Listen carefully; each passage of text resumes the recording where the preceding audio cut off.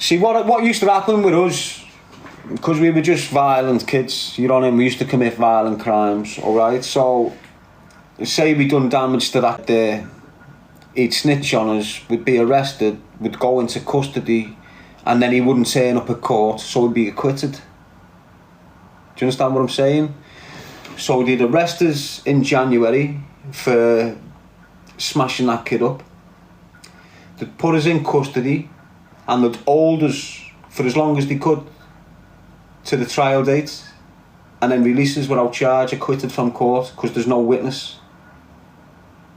So we'd be out for a little 3 weeks, do something else, someone else would snitch, and then we'd go back in custody for another 6 months, and then get acquitted.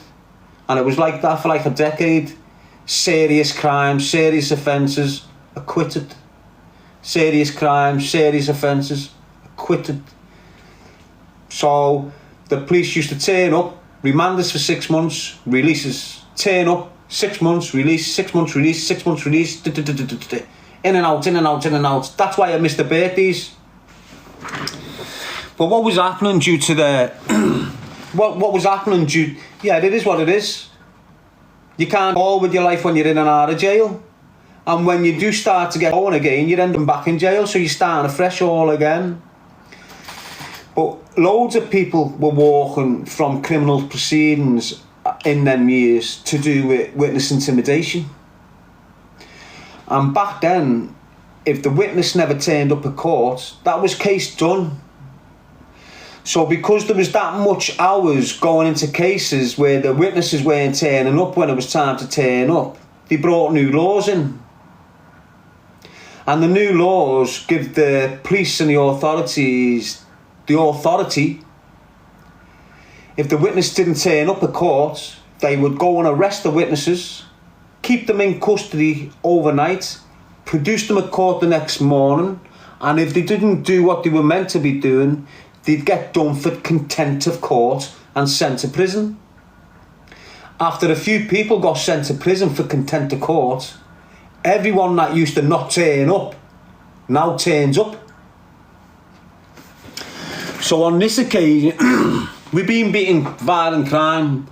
We've been in front of judge.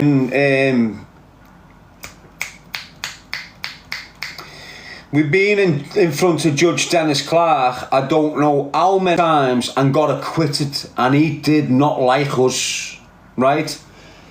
And he's been after us for years. We've been in front of him. He was like the main, and we were in front of him on like 16 different trials where we could have been getting 20s or 10s, and we've been acquitted through witness intimidation, and they knew it but couldn't prove it. So anyway, this law's come out. And you might have heard me speak about our Danny buying this car off this John Jarvis years ago.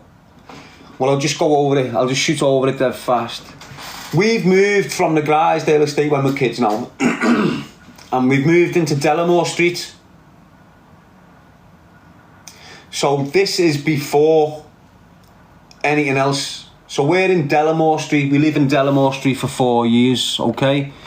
At the bottom of Delamore Street, you've heard of the deli mob and all that, don't you? Well, we lived in the street and we mixed with all that crowd, right? Well, I did.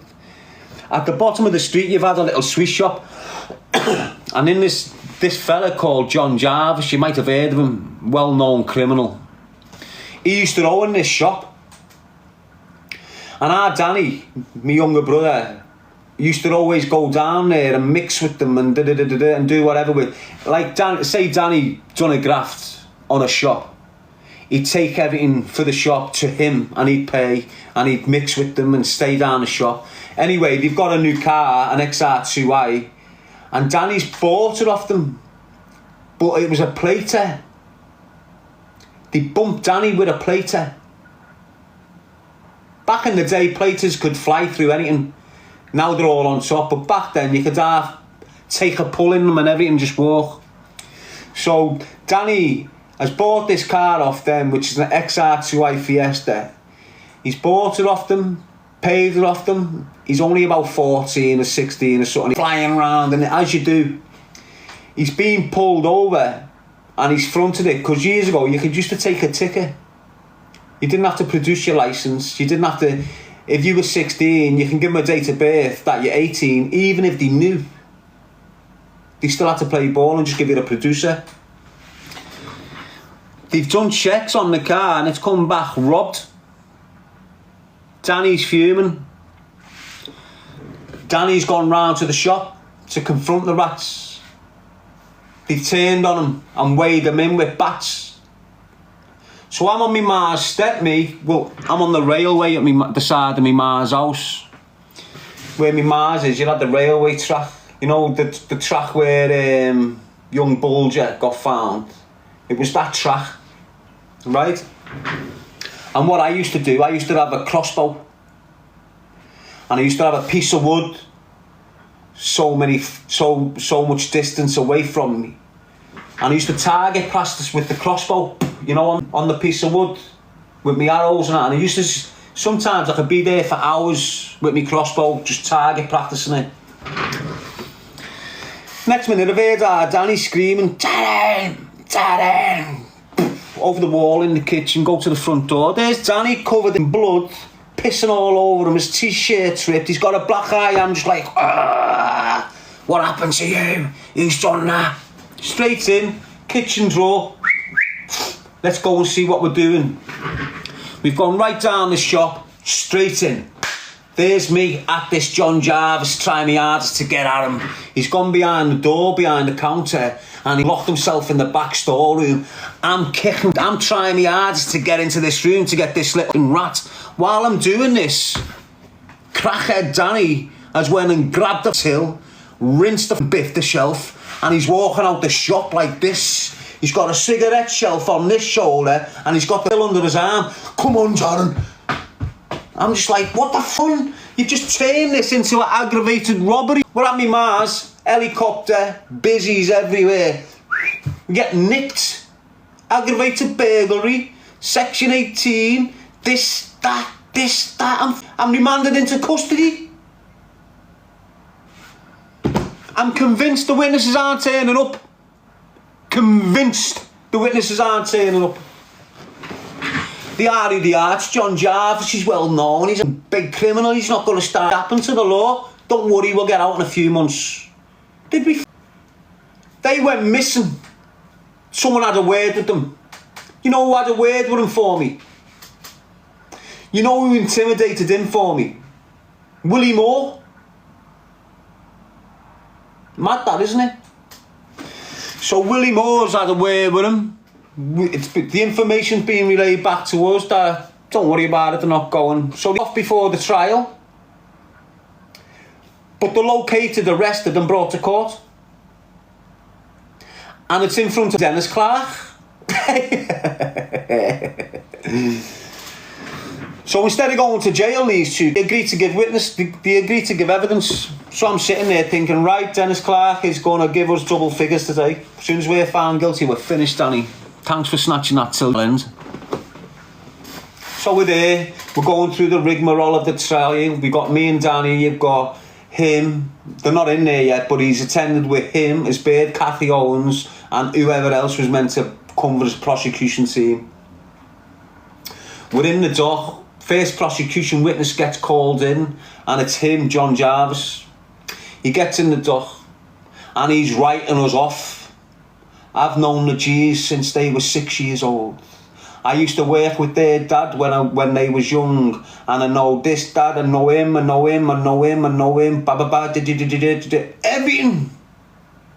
The whole shebang, he's just and I'm thinking, wow, we're getting sunk here. So what's going on? And I'm thinking, how are we going to get out of this? We're getting slammed here.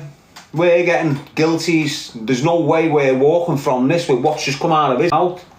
So my barrister stood up. The prosecution have done their thing. Now it's the defence to question him. How long have you known Darren G? How long have you known Danny G? All my life. If they was in this room today, could you recognise them? Definitely. Look around this room now, Mr. Jarvis. Can you recognise Darren and Danny G in this courtroom today? No. I do not recognise Darren and Danny G in this courtroom today. It just went quiet. Clark looking at his nose. You on it? So he turns round and goes, the Darren and Danny G that done this to me are not in this courtroom today. That's enough questions. Thank you, Mr. Jarvis. Sit down. His wife gets in, doing exactly the same. Writing us off. I know the mum, I know the kid. Is the Darren and Danny G that you know in this courtroom today? No. The Darren and Danny G that I know in this courtroom today are not here. That was it. Okay, jury out, bang. Case is closed. Dennis Clark's fuming. Danny's being acquitted. When I was in Old Course, because that's how old we was at that time, when I'm at Old Course, I've wrote a letter to my neighbour that used to babysit me when I've been kicked out of my ma's on Christmas and that. My neighbour, Pat Kennedy, took me on and pulled me in hers. And some woman that used to babysit is called Laurie Kennedy for years, pulled me in hers. So when I've gone to jail, I'd write to Laurie because Pat had passed away. I'd write to Laurie, and in a letter, she's asked me, what's going on? How come you're in there and what's happened this time? And I've wrote to her in a letter saying, this is what's gone on. The screws in Old Course, I've kept the letter, photocopied it, give it to the police. And now, Danny's been acquitted. I've been remanded overnight so the prosecution can decide whether they can take me to trial on the back of this letter. Mad, innit? Anyway, they couldn't prosecute on the back of the letter, so I got acquitted.